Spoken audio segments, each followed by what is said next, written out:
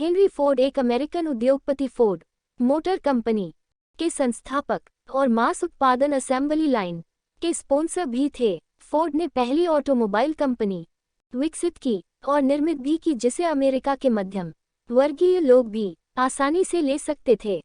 उनके द्वारा निर्मित ऑटोमोबाइल कंपनी को उन्हीं के उपनाम पर रखा गया था और जल्द ही इस कंपनी ने पूरी दुनिया में अपनी पहचान बना ली और साधारण ऑटोमोबाइल कंपनी ने जल्द ही बहुमूल्य कार बनाना शुरू किया और 20वीं शताब्दी में अपनी एक प्रभावशाली छाप छोड़ी। इसके बाद उन्होंने मॉडल टी नामक गाड़ी निकाली जिसने यातायात और अमेरिकी उद्योग में क्रांति ला दी। फोर्ड कंपनी के मालिक होने के साथ ही दुनिया के सबसे धनी और समृद्ध लोगों में से एक थे। उन्हें फोर्डिज्म की संज्ञा भी दी गई थी।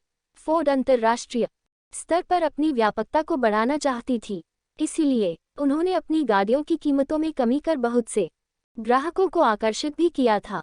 इसके बाद फोर्ड की फ्रेंचाइजी भी उत्तरी अमेरिका के बहुत से भागों में खोली गई। उन्होंने अपनी अधिकांश संपत्ति भी फोर्ड फाउंडेशन के नाम पर कर दी थी और ऐसी व्यवस्था भी करा दी थी कि वह स्थायी रूप से उनके ही परिवार के नियंत्रण में बनी रहे। प्रारंभिक जीवन। हेनरी फोर्ड का जन्म 30 जुलाई 1863 को मिशिगन के ग्रीनफील्ड फार्म में हुआ था। असल में उनका परिवार इंग्लैंड के समसेट से था। फोर्ड के 15 साल की आयु में ही उनके माता पिता की मृत्यु हो गई थी। हेनरी फोर्ड के भाई बहनों में मार्गरेट फोर्ड 18671938, जेन फोर्ड 18681945, विलियम फोर्ड 18711917 और रॉबर्ट फोर्ड 18731934 शामिल है। किशोरावस्था में उनके पिताजी ने उन्हें एक जेब घड़ी दी थी। 15 साल की आयु में फोर्ड पूरी तरह गिर चुके थे, लेकिन दोस्त और पड़ोसियों की सहायता से वे फिर उठकर खड़े हुए और घड़ी ठीक करने वाले के रूप में उन्होंने अपनी पहचान बनाई। परिस्थिति को देखकर उनके पिता उन्हें पारिवारिक फार्म देना चाहते थे, लेकिन फोर्ड को फार्म पर काम करना पसंद नहीं था। बाद में उन्होंने लिखा कि मुझे कभी भी फार्म से प्यार ही नहीं था, बल्कि फार्म में काम करने वाली मेरी माँ से मुझे प्यार था। 1879 में जेम्स एफ फ्लावर ब्रदर्स और बाद में 1882 में ड्राई डॉक कंपनी के साथ काम करने के लिए उन्होंने घर छोड़ दिया था। बाद में उन्होंने वेस्टिंगहाउस में भी स्टीम इंजन पर काम किया। इस समय में फोर्ड ने Goldsmith Bryant Stratton business college में बुक कीपिंग का भी अभ्यास किया था। विवाह और परिवार। फोर्ड ने क्लारा जेन ब्रायंट 18661950 से 11 अप्रैल 1888 को शादी हुई थी और उनकी पत्नी की सहायता से ही वे एक सॉमिल भी चलाते थे। उनका एक बेटा भी है, एडसेल फोर्ड 18931943। करियर। 1891 में फोर्ड एडिसन ज्ञानवर्धन कंपनी के इंजीनियर बने।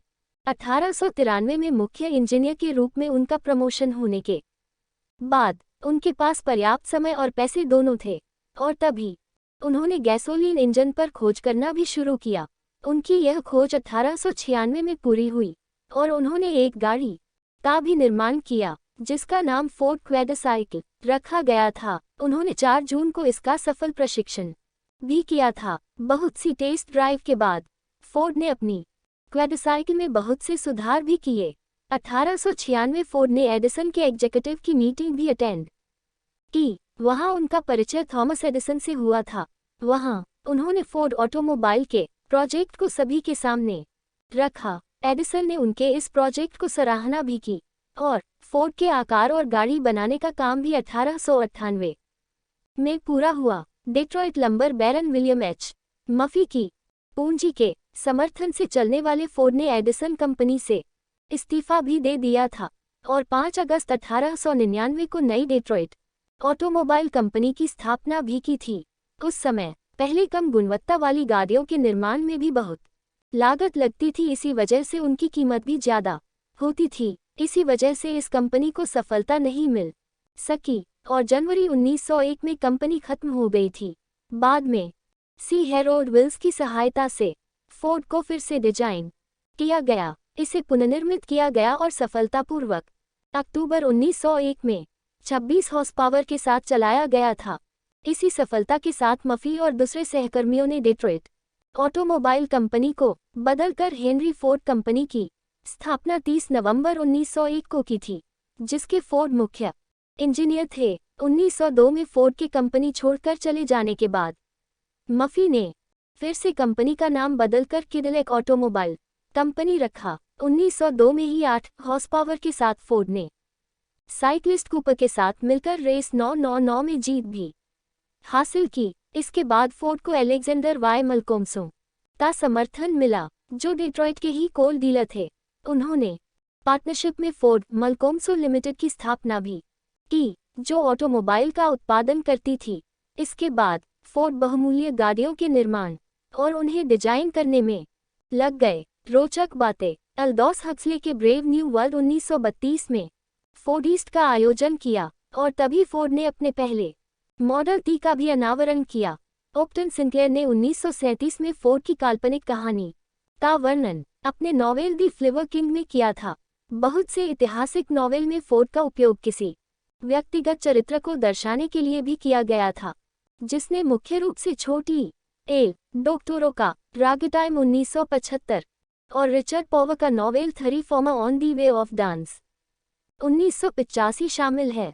1986 में रॉबर्ट लकी की बायोग्राफी में फोर्ड, उनके परिवार और उनकी कंपनी तीनों का ही वर्णन था और उसका शीर्षक था Ford the man and the machine. इस किताब को 1987 में अपनाया गया था। 2005 में ऐतिहासिक उपन्यास दी प्लॉट अगेंस्ट अमेरिका में फिलिप रोथ ने फोर्ड को एक बहुदिमागी व्यक्तित्व भी बताया था। ब्रिटिश लेखक डगलस गैलब्रेथ ने फोर्ड के शांति जहाज का उपयोग उपन्यास किंग हेनरी 2007 के मौत की जगह के रूप में किया था।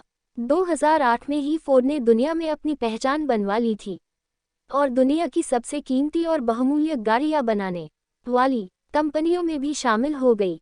1946 में वे ऑटोमोटिव हॉल ऑफ फेम भी रह चुके हैं। समस्वर संगीतकार फेर्डे ग्रोफ ने हेनरी फोर्ड के सम्मान में एक टोन कविता की रचना भी की थी।